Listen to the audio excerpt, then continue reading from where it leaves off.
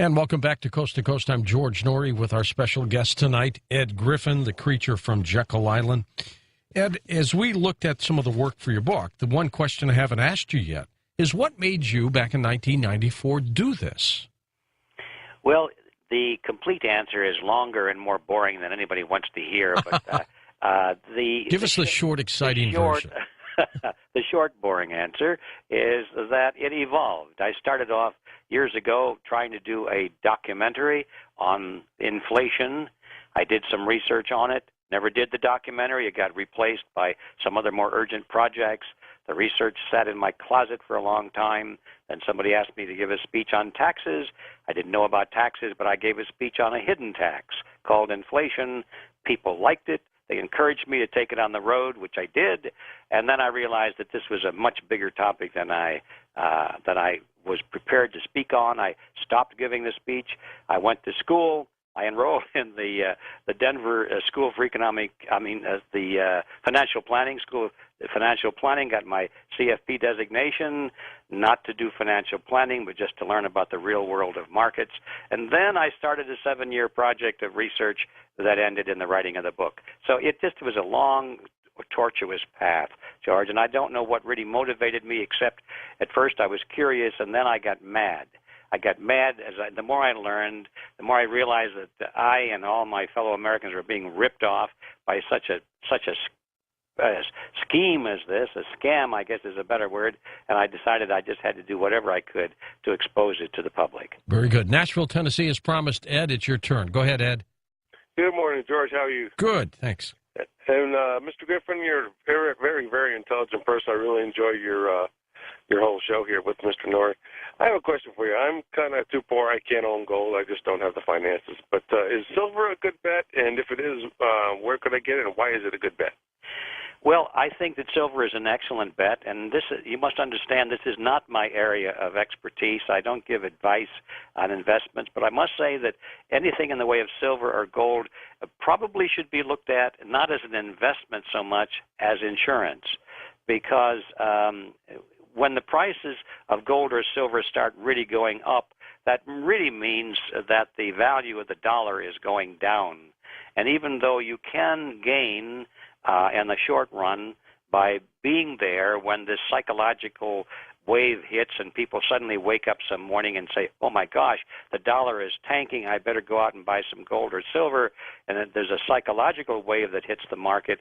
If you're already in gold and silver at that point, you can make substantial profits, but then it'll even out later on and you come back down to reality. I love gold and silver, but I do it not as an investment, but as insurance, just to preserve the purchasing power of my savings. I think that silver right now is undervalued by comparison to gold. I think there's more potential for a rise in price in silver than there is in gold, and so I think it's an excellent place to put your money. Thank you, George. One quick question, sure, if you're still there. Yep. Off the subject, whatever happened with that gentleman down in with the cataracts and that? I guess you all. I was going to have an update on him Friday, but I've got to tell you, Warren Buffett is interested in possibly helping him. Really? That's great. We'll have an update on Friday. I heard that guy, and you came in. I mean, that was the best thing I've ever heard on radio. You are definitely a hero for this guy and for everybody listening here. You got a lot of good things. You're trying to help us out, and we need more like you. We're going to get it done, one way or another. Next up, let's go to Philadelphia, Pennsylvania. Steve, it's your turn on Coast to Coast. Stephen, go ahead. Good morning. Excellent show. Sure. If the Fed controls the senators and the representatives, and they pay for their campaigns and whatnot, then isn't it an argument that Ron Paul could be in on this? Like he's there to get us interested in auditing the Fed, and then once it's opened, he's going to rule the party line, the company line, let's say. Yeah, he would be one of the least people that I would think would be in on something.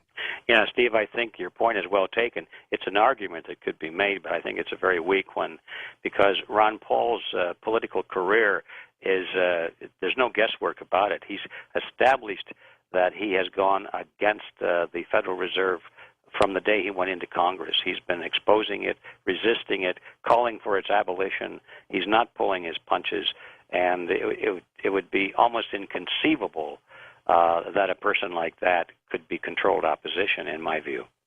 Also, where does the so-called Illuminati fit in all this? Are they indeed the Federal Reserve amongst other world-controlling banks? And are they the world's biggest mafia, for lack of a better term? The word Illuminati has different meanings to different people. For many people, it applies to the classical conspiracy that was established in 1776 by Adam Weishaupt, and which was exposed in Bavaria a few years later, and everyone believes that it went underground, or a lot of people believe it went underground, or at least that it went out of existence. Whether or not that organization continues with a continuity into today, I don't know. I'm going to guess that it probably doesn't. But I do know that other organizations have sprung up which have adopted exactly the same strategies and the same structures.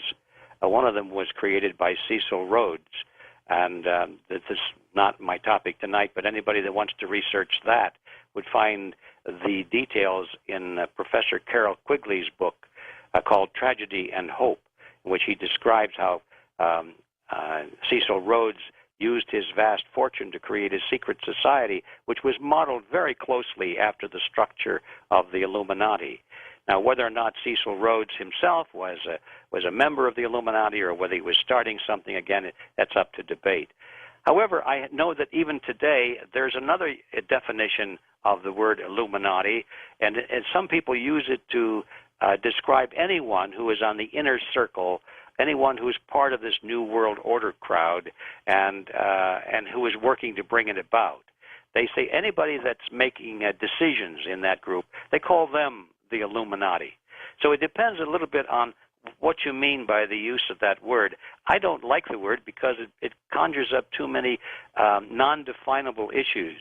I think that the better word is that these people are elitists and globalists, and they do work together. And whether or not they have a continuity to the historical Illuminati or not, I just don't know. Okay, let's go to the phones. Again, Vancouver, Washington, first-time caller. Brian, it's your turn. Oh, thank you, George and Ed. Thank you for taking my call. Mm-hmm. Very intriguing and informative conversation tonight.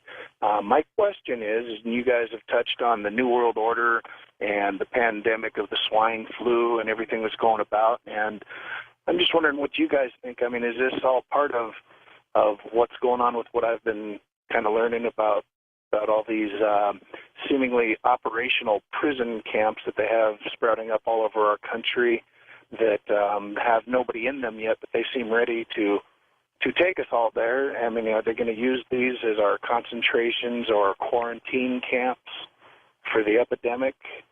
And I also, I guess that's it. And I'll just listen off the air. Okay. Thank you.